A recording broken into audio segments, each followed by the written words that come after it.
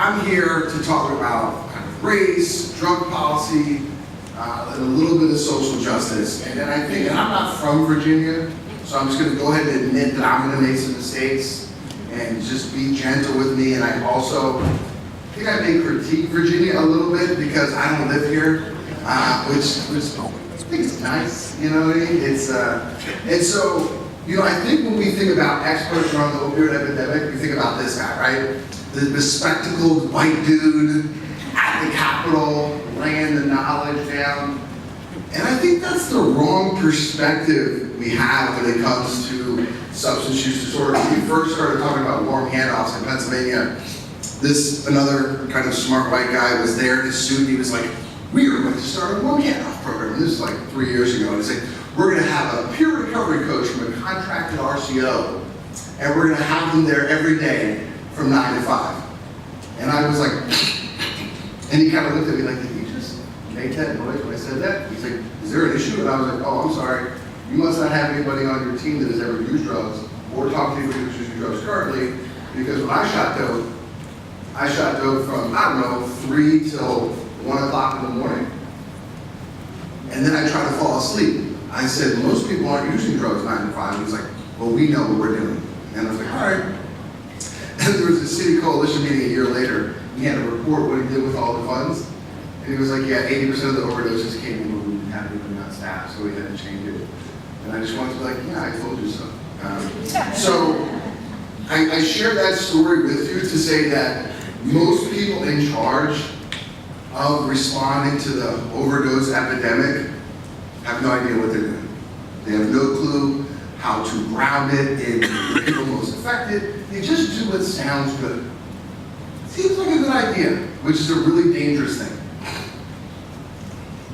So a little bit about my organization, and also if you want to see funny memes and good information about drug policy, check us out on Insta and Twitter. The mission of the Pennsylvania Harm Reduction Coalition is to promote the health, dignity, and human rights of individuals who use drugs and communities impacted by drug use, recognizing that social inequality, criminalization, and stigma silence those affected most. We advocate for policies that improve the quality of life of for people who use drugs, people in recovery, and their communities. And can I tell you, getting together a bunch of harm reductionists from across the state and trying to develop a mission statement was quite an effort. And so this is a cool picture of me with Philly in the background. I always feel like such a cool guy whenever I put this picture up. And so, you know, a little bit about me. So I'm a person in recovery. And what that means for me is that I have an abundance of access of resources to access wellness. Period. End of discussion. And I've been on this journey a little bit longer than most, but not longer than everybody.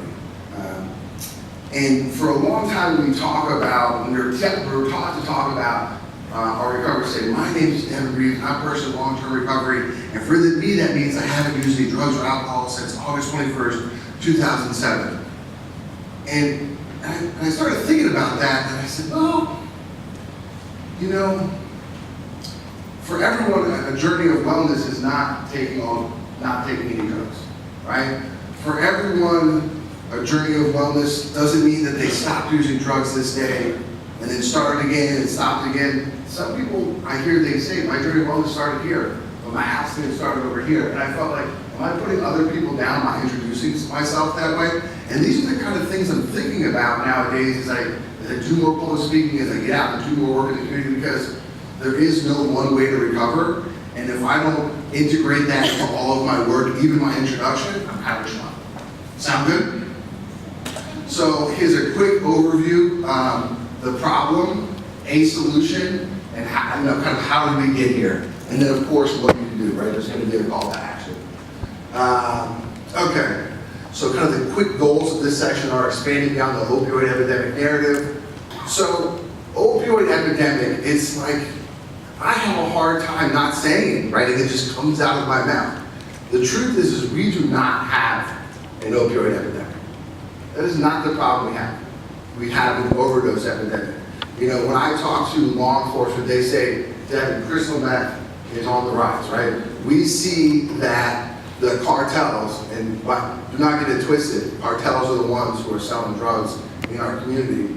They are just like dropping off a pack of heroin and a pack of crystal meth. And it's funny, in Philly, people are like, we don't know what to do with this drug. But we see in other rural places that it's really kicking off. And you know, that's leading to psychosis, it's leading to other problems. And really the biggest issue with hyper-focusing on opioids is that that's where all the money's going. So what I can tell you is that we do have a lot of opioid deaths. And it's grown so quickly and our response has been so slow that it's really kind of tragic. If we look at like 2005 to 2010, we almost had a doubling of overdose deaths. Everybody should have lost their minds right there, right? In 5 years, the number of people that are dying from the substance doubled. We were barely even scratching the surface in 2010, right? A lot of places didn't have naloxone. We weren't, you know, we saw no kind of grand federal response. And then we go from 2011 to 2016, and it's quadrupled. 2016, people are starting to pay attention, right? We're starting to see federal dollars being discussed. We're seeing some declarations of public health emergencies. But still, we're not doing the right thing. Like Virginia has some progressive drug policy, but as I was looking at the slide, your SSP bill expires in 2020 or 2021. Like that means that whoever was in charge was like, fine, we'll give it to you for a couple of years. And they're gonna try to take it away from you later. Okay, so these are heat maps. I like heat maps, but I don't really know where I'm at right now in Virginia, so I can't tell you.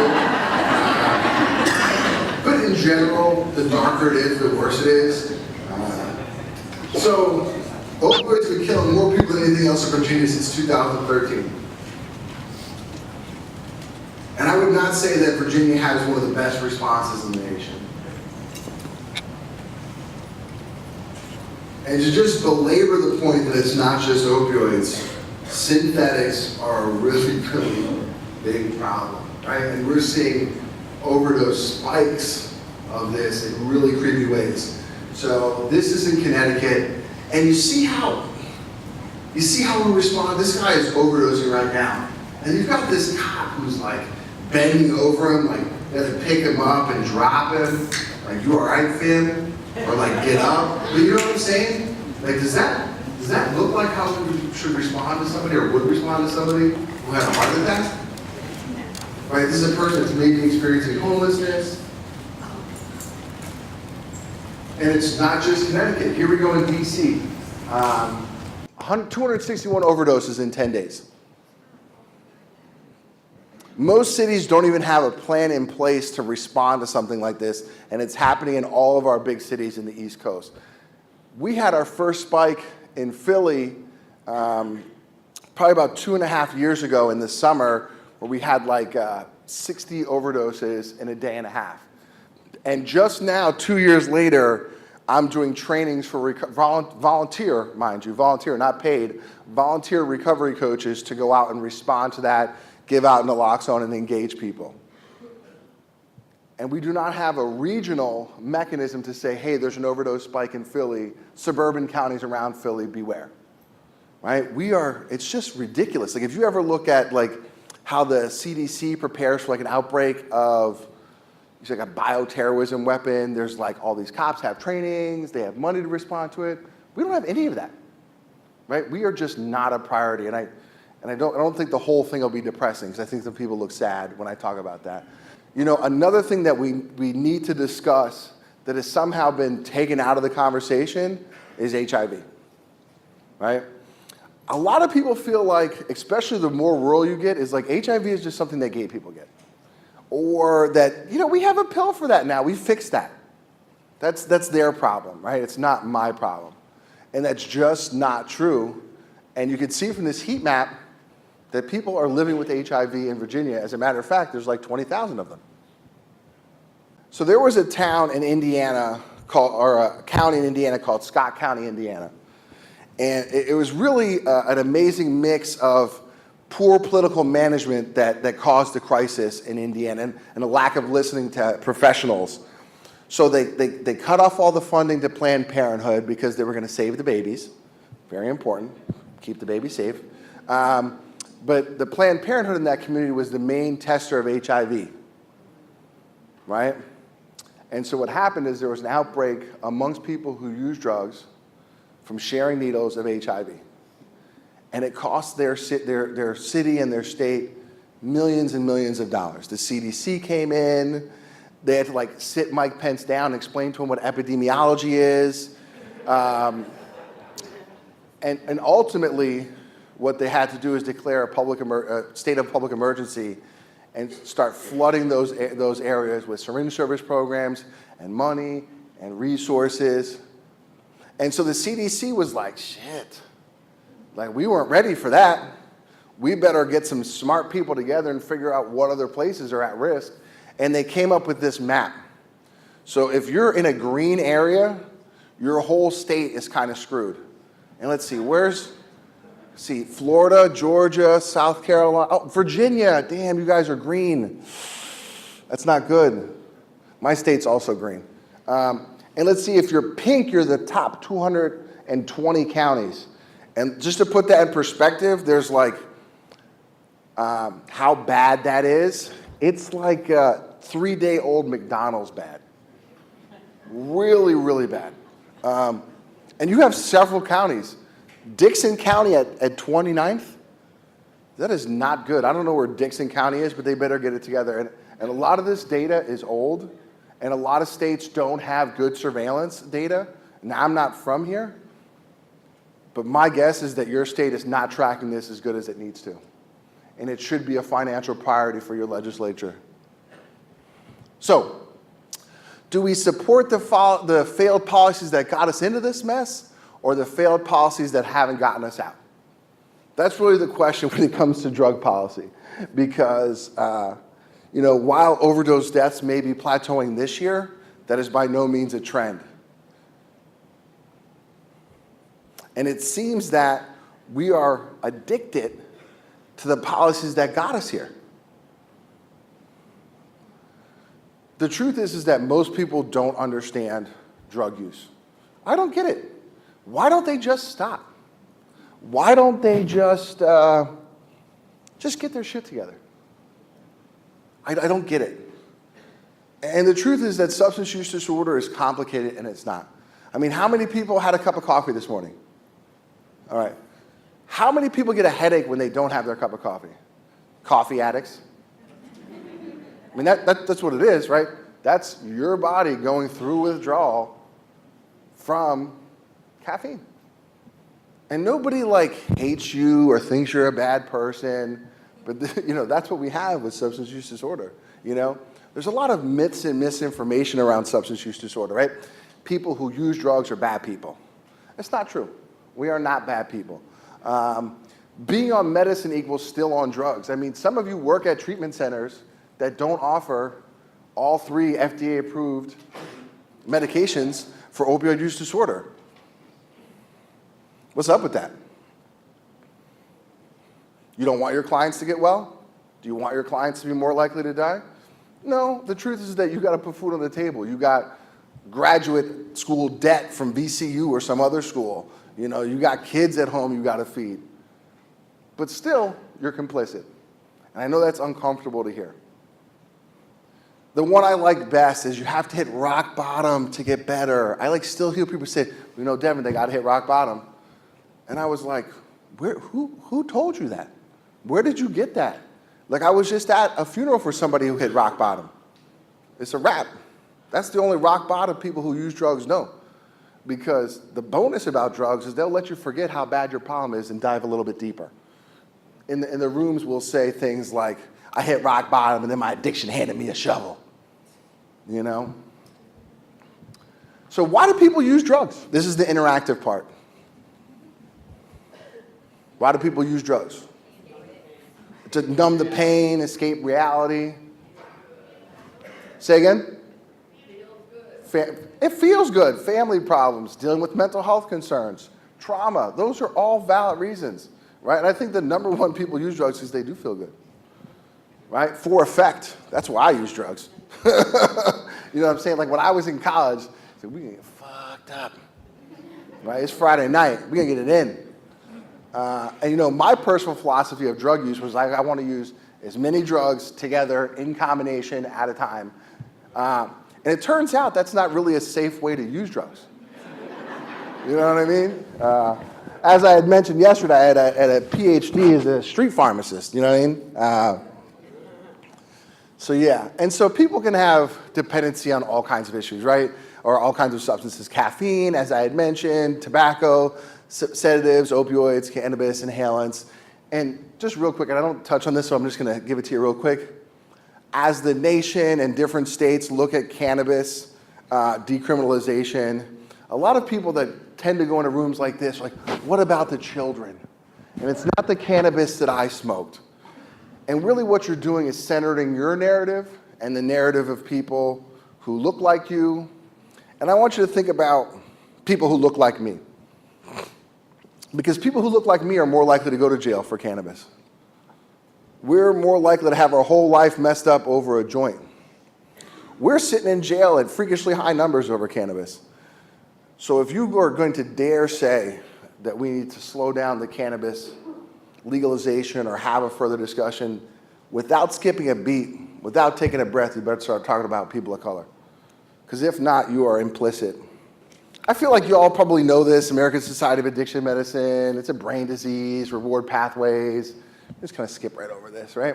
We know that genes are a huge part of what helps somebody develop a substance use disorder, family dynamics, attitudes, exposure. And this is like my favorite icon in my PowerPoint. It's just like the old guy with the thing. And so we know age of onset of use is a huge part of the problem. This is just another example of kind of failed prevention programs, adverse childhood experiences. We talked about this a little bit yesterday. So let me let you in on another little secret. Drug use is common, right? Illicit and licit. It's just pretty common. Only 10% of people develop a substance use disorder over their life, right? But we do not frame our drug policy towards the 90%. We frame our drug policy towards the 10%. And that doesn't make any sense.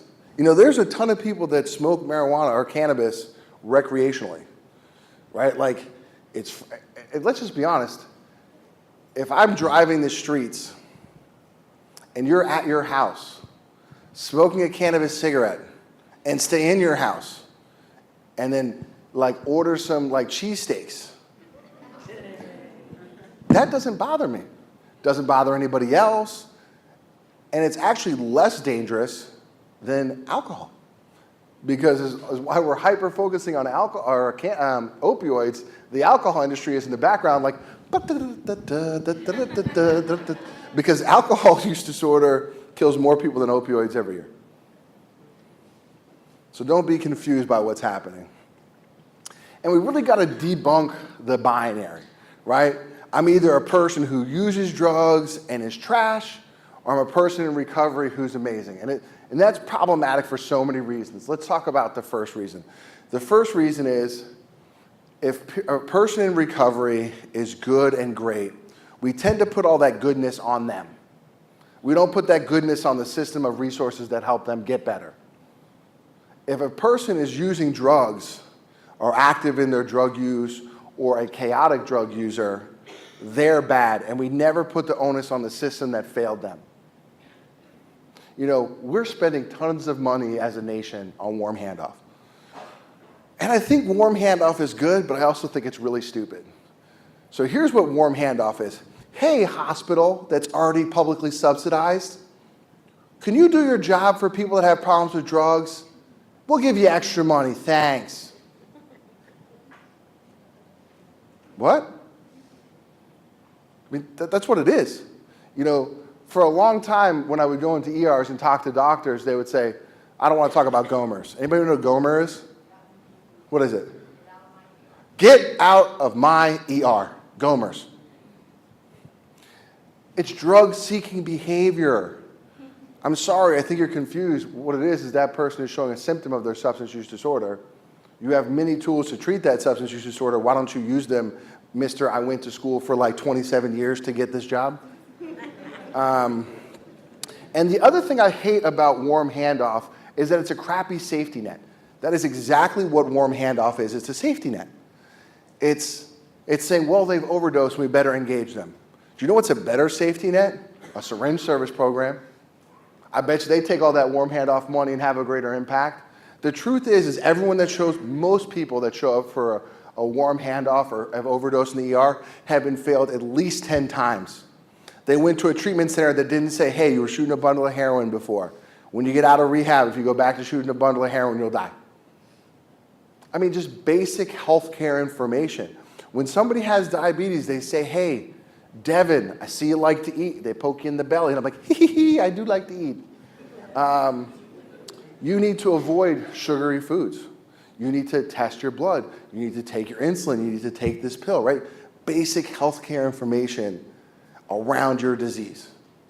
We do not give that to people who usually, we hoard the information as important people, which is kind of messed up.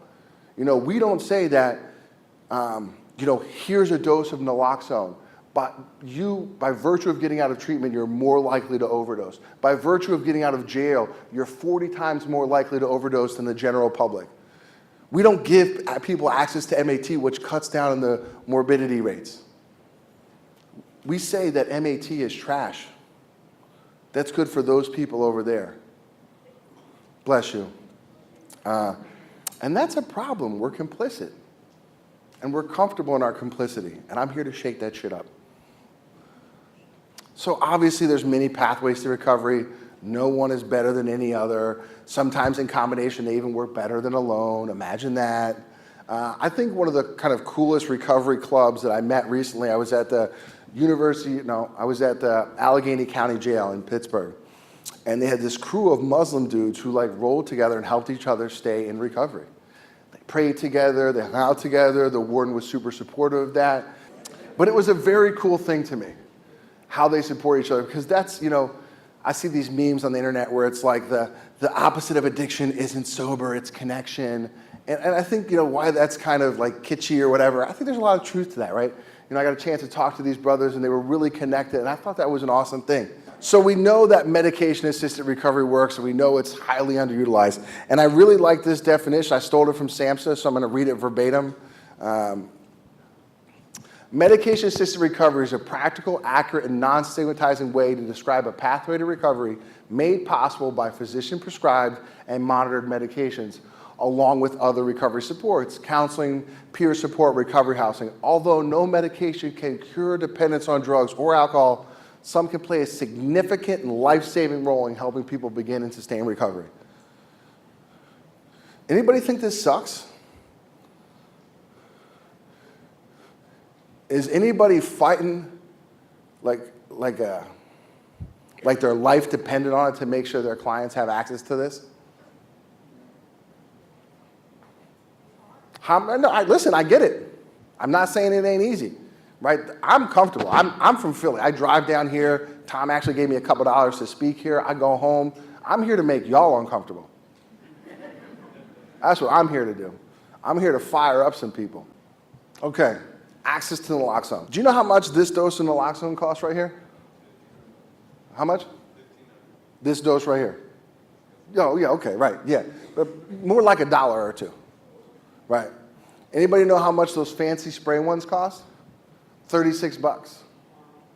And we have not reached naloxone saturation in any state in Pennsylvania. We've seen it happen on some small native communities.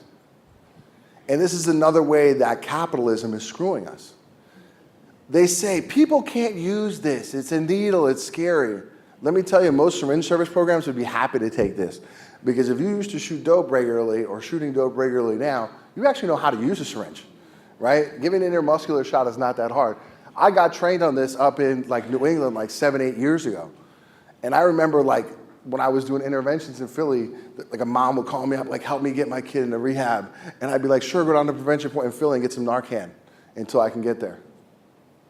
And these moms from the suburbs like show up in the hood and get trained for Narcan. It was amazing. So it was a lift to get Narcan available in my state and also in this state, right? I follow some Virginia advocates, we talk. And you know what they would say is that, well, naloxone enables drug users. And there's still a lot of law enforcement in places that won't carry naloxone. And really what that boils down to is stigma. And you think stigma is, well, they don't understand. They don't understand. You know what stigma really is? They hate people who use drugs, and they want to see them die. And I think when you start conceptualizing their stigma as that, you'll begin to get as pissed off as you should be, and you'll begin to understand strategies to break down that hate. So, in a nutshell, when they say what is harm reduction is healthcare, right? We had a whole presentation right before this on what harm reduction is, so I won't go into it, but it's healthcare. Harm reduction has that stance like this. When so many times our 12-step-based and abstinence-based treatment programs have a stance like this. Harm reduction is about reducing harms of drug use. It's about centering the people, centering the voice of people that use drugs. And again, it's about meeting people where they're at. I cannot stress to you how important that is. When we talk about treatment, a lot of times we imagine it as a box. And we take people from the community, we put them in the box. And the box is supposed to make them better. And what's in the box is access to housing, access to health care, and other things. And the truth is people outside the box are unstably housed. Their teeth are jacked up. They need good housing. But the only thing that's allowing them to deal with all of their trauma and issues is their drugs. And drugs is there every time because it's consistent. Just like that cup of coffee you had this morning is consistent. And it's often too much to imagine for them to go to treatment again, a system that has failed them, let their friends die without the use of drugs. Harm reduction says, hey, what's up, fam? This is the stance right here. What you need? Oh, you need some housing? And you hungry? All right, come over to the drop-in center. We got some food in the basement. We're gonna hook you up with a HUD voucher, right? You need some life skills? You need a shower? We got one of those. Which is not what treatment does. It's not even close to what treatment does. My favorite type of harm reduction, syringe service programs. Syringe service programs are so badass. So badass. Overdose prevention sites. This is what we're fighting for in Philadelphia right now. And so I was talking to the guys from Canada. I had the Inside shirt on yesterday.